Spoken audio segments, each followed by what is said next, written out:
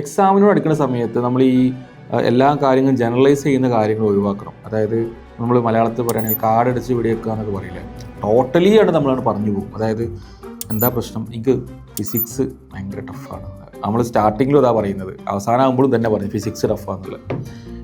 മറ്റേതാണെങ്കിൽ ഫിസിക്സിലും biology തന്നെ ഓക്കെയാണ്, ഞാൻ അടിപൊളിയാണ്, ഞാൻ ഒരു രക്ഷയില്ല, ഞാൻ ഭയങ്കര സ്പീഡാണ്, പക്ഷേ കെമിസ്ട്രി എന്നെ കൊണ്ട് കഴിയും തോന്നുന്നില്ല, കെമിസ്ട്രി ടഫാണ്, എപ്പോഴും കെമിസ്ട്രിയിലാണ് മാർക്ക് കുറയുന്നത്. അത് പ്രിപ്പറേഷൻ്റെ ഒരു പൾസ് നിങ്ങൾക്ക് മനസ്സിലാവാത്തതുകൊണ്ടാണ്. ക്രിക്കറ്റ് 2020 മാച്ചൊക്കെ കഴിഞ്ഞു. അപ്പോൾ അതിൽ ഓരോ ആൾക്കാർക്ക് ഇപ്പം നമ്മൾ പറയും ഈ ആൾ ഓഫ് സൈഡിൽ ബോൾ ഇട്ടാൽ പ്രശ്നമാണ്, അയാൾ ലെഗ് സൈഡിലോട്ട് ബോൾ ഓഫ് സ്പിന്ന് ചെയ്താൽ ഇയാൾക്ക് പ്രശ്നമാണ്, ഇയാൾ പെട്ടെന്ന് ഔട്ടാവും, ഈ പറഞ്ഞ പോലെ യോർക്കർ സ്പെഷ്യലിസ്റ്റാണ്. അങ്ങനെ ഒരു സംഭവത്തെ തന്നെ കുറച്ചും കൂടി സ്പെസിഫിക് ആയിട്ടാണ് നമ്മൾ എന്ത് ചെയ്യേണ്ടത്, നമ്മളൊരു ഹയർ ലെവലിൽ പ്രിപ്പയർ ചെയ്യുന്ന സമയത്ത് നമ്മൾ അഡ്രസ്സ് ചെയ്യേണ്ടത്. അതായത് ഓപ്പൺലി പറയുകയാണെങ്കിൽ ഫിസിക്സ് ടഫാണ് അങ്ങനെയല്ല പറയേണ്ടത്. ഫിസിക്സിൽ എനിക്ക് കറണ്ട് ഇലക്ട്രിസിറ്റി ടഫാണെന്ന് പറയും, അല്ലെങ്കിൽ കറണ്ട് ഇലക്ട്രിസിറ്റിയിലെ പിന്നെ അതാണ് ഒരു കൈൻഡ് ഓഫ് സ്പെസിഫിസിറ്റി. ഞാൻ കുറച്ചും കൂടി അഗ്രസീവായി പഠിക്കുന്ന ആൾക്കാർ, കുറച്ചും കൂടി ടു ദ പോയിന്റിൽ പറയുന്ന ആൾക്കാർ പറയാം ആ കറണ്ട് ഇലക്ട്രിസിറ്റി എന്ന ചാപ്റ്ററിൽ ഈ ഒരു ഏരിയ ആണ് എനിക്ക് ടഫുള്ളത്. അങ്ങനെ മനസ്സിലാക്കണമെങ്കിൽ ആദ്യം എന്ത് ചെയ്യണം, നമ്മൾ എഴുതുന്ന എക്സാംസിൽ നിങ്ങൾ എന്ത് ചെയ്യണം, ആ പോയിന്റ് ഓഫ് വ്യൂവിൽ അനലൈസ് ചെയ്യാൻ പഠിക്കണം. ഇപ്പം ബയോളജി ആണെങ്കിൽ ബയോളജിയിൽ പിന്നെ നമ്മൾ ജെനറ്റിക്സിൽ 2 ചാപ്റ്റർ ആണ് എനിക്ക് ബുദ്ധിമുട്ട്, അല്ല ബയോളജി ഒന്നായിട്ട് പ്രശ്നം എന്ന് പറയരുത്. അല്ലെങ്കിൽ മോസ്റ്റ് പ്രോബബ്ലി ബോട്ടണിയിലാവും എനിക്ക്, ബോട്ടണിയിലെ പ്ലാന്റ് ഫിസിയോളജി അല്ലെങ്കിൽ പിന്നെ ബയോളജിക്കൽ ക്ലാസിഫിക്കേഷൻ, പ്ലാന്റ് ആ പേരുകളൊന്നും എനിക്ക് അങ്ങനെ കിട്ടില്ല, ഫിഗേഴ്സ് എനിക്ക് ഓർമ്മ വരുന്നില്ല. കെമിസ്ട്രി ആണെങ്കിൽ ഓർഗാനിക് കെമിസ്ട്രി എനിക്ക് അറിയില്ല. അങ്ങനെ സ്പെസിഫിക് ആവാൻ നോക്കുക.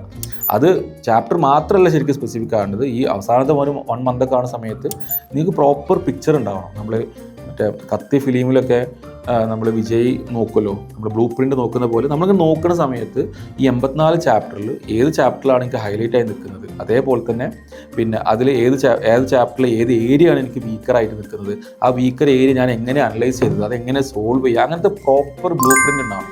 ആ ഒരു അവയർനെസ് ഇല്ലാതെ നമുക്ക് എക്സാം കുറച്ച് ബുദ്ധിമുട്ട് തന്നെ ആവും. അപ്പോൾ അതിനിങ്ങനെ എന്താ ചെയ്യേണ്ടതെന്ന് വെച്ചാൽ, എക്സാമ്പിൾ ആട്ടോ, അതൊന്നും പിന്നെ നമുക്ക് അറിയുന്നൊരു എക്സാമ്പിൾ പറഞ്ഞു തരാമെന്നുള്ളത്, നിങ്ങൾ അതേപോലെ ചെയ്യണമെന്ന് നിർബന്ധമില്ല. ഇതിൻ്റെ ഒരു ലോജിക്ക് മാത്രം മനസ്സിലാക്കുക.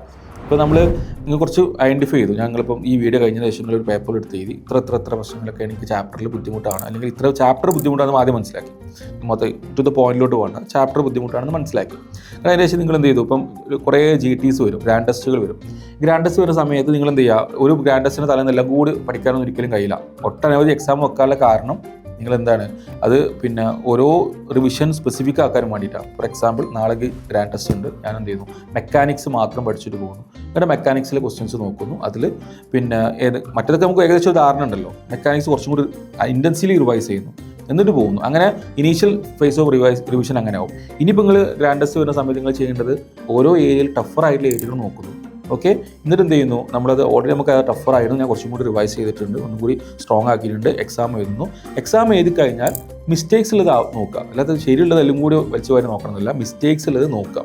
അത് ഞാൻ വീണ്ടും പറയുന്നത്, മിസ്റ്റേക്സ് ഉള്ളതെന്ന് പറഞ്ഞാൽ നിങ്ങൾക്ക് ആദ്യം തന്നെ എന്ത് ചെയ്യാൻ പറ്റണം, അത് ഈ ഒരു ക്വസ്റ്റ്യനിൽ റൗണ്ട് ചെയ്യാൻ പറ്റണം. ഈ ക്വസ്റ്റ്യനിൽ അത്ര കോൺഫിഡൻസ് ഇല്ല, ചിലത് തെറ്റാന്ന് ഉറപ്പാണ്, ചിലത് ഒഴിവാക്കിയെന്നുള്ള ഉറപ്പാണ്, ചിലത് തെറ്റാം ശരിയാവാം. അതൊക്കെ നിങ്ങൾ എന്ത് ചെയ്യുക, പോയിന്റ് ഔട്ട് ചെയ്തിട്ട് റിസൾട്ട് കീ വരാൻ കാത്തിക്കണ്ട, നിങ്ങൾ എന്ത് ചെയ്യുക, അത് നോക്കിയിട്ട് എന്ത് ചെയ്യുക, അത് ഏത് ക്വസ്റ്റ്യൻ ആണ് എനിക്ക് കൺഫ്യൂഷൻ, എന്താണ് ശരി, അപ്പുറത്തും ഡിസ്കസ് ചെയ്യാൻ കഴിഞ്ഞ ഉത്തരം കിട്ടും.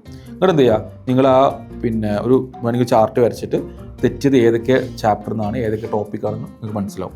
അങ്ങനെ ഒരു കണ്ടിന്യൂസ് ആയി 3, 4, 5 എക്സാം കഴിഞ്ഞാൽ തന്നെ ഏകദേശം നിങ്ങൾക്കൊരു പിക്ചർ കിട്ടും. ഈ സബ്ജക്റ്റ് ഫിസിക്സിലാണ് എനിക്ക് കൂടുതൽ തെറ്റിയിട്ടുള്ളത്, ഫിസിക്സ് തെറ്റിയത് തന്നെ അതിൻ്റെ റിപ്പീറ്റേഷൻ നോക്കുകയാണെങ്കിൽ ഈ ഒരു ഏരിയ നിന്നാണ് കൂടുതൽ തെറ്റിയിട്ടുള്ളത്, കുറച്ചും കൂടി ഭാഗ്യമുണ്ടെങ്കിൽ എന്ത് ചെയ്യാൻ പറ്റും, അതിൻ്റെ ടോപ്പിക്ക് അടക്കം നിങ്ങൾക്ക് കിട്ടും. അപ്പോൾ ഞാൻ തിരിച്ചു വരികയാണെങ്കിൽ പറയാൻ ഉദ്ദേശിക്കുന്ന ഇത്ര മാത്രമേ ഉള്ളൂ, ജനറലൈസ് ചെയ്ത് കാര്യം പറയരുത്, സ്പെസിഫിക് ആവാൻ നോക്കുക. നിങ്ങൾ സ്റ്റാർട്ടിങ്ങിലും നിങ്ങൾക്ക് അതന്നെ പറഞ്ഞിട്ടുണ്ടാവുക, നിങ്ങൾ +2 സമയത്തും നിങ്ങൾ അതന്നെ പറഞ്ഞിട്ടുണ്ടാവുക, 10ാം ക്ലാസ്സിൽ ഇപ്പോൾ അതന്നെ പറഞ്ഞിട്ടുണ്ട്, നിങ്ങൾക്ക് ഫിസിക്സ് ടഫാണ് അല്ലെങ്കിൽ മാത്തമാറ്റിക്സ് ടഫാണ്. അതൊന്നുമല്ല നമുക്ക് മനസ്സിലാക്കേണ്ടത്. നിങ്ങൾ ഒരു കോമ്പറ്റീറ്റീവ് എക്സാമിന് പോകുന്ന സമയത്ത് നിങ്ങൾ ടു ദ പോയിന്റിൽ എന്ത് ചെയ്യാൻ പറ്റണം, കാര്യങ്ങൾ അഡ്രസ്സ് ചെയ്യാൻ പറ്റണം. അത് നിങ്ങളോട് പറഞ്ഞാൽ, നിങ്ങൾ നാട്ടിനെ മൊത്തം അറിയിക്കണമെന്നൊരു നിർബന്ധമില്ല, നിങ്ങളോട് പറയാം എനിക്ക് ഈ ഏരിയയിലാണ് ടഫ്, അത് ഞാൻ ക്ലിയർ ചെയ്യാൻ ഒട്ടനവധി സൊല്യൂഷൻ ഉണ്ട്. നിങ്ങൾക്ക് എന്ത് ചെയ്യുക, തൊട്ടപ്പുറത്ത് ആളോട് ചോദിക്കുക, ഡൗട്ട് ക്ലിയർ ചെയ്യുക, നിങ്ങളെ ഫാക്കൽറ്റീസിനോട് ചോദിക്കുക, എന്തൊക്കെ ഓപ്ഷൻസ് ഇന്നത്തെ കാലത്തുണ്ട്. അപ്പോൾ അത് മാത്രം എന്ത് ചെയ്യുക, നിങ്ങൾക്ക് ഏറ്റവും അണ്ടർസ്റ്റുഡ് ആവുന്ന രീതിയിലുള്ള ഭാഷയിൽ തന്നെ, മലയാളമാണെങ്കിൽ മലയാളത്തിൽ എന്ത് ചെയ്യുക, അത് മനസ്സിലാക്കി പഠിക്കുക.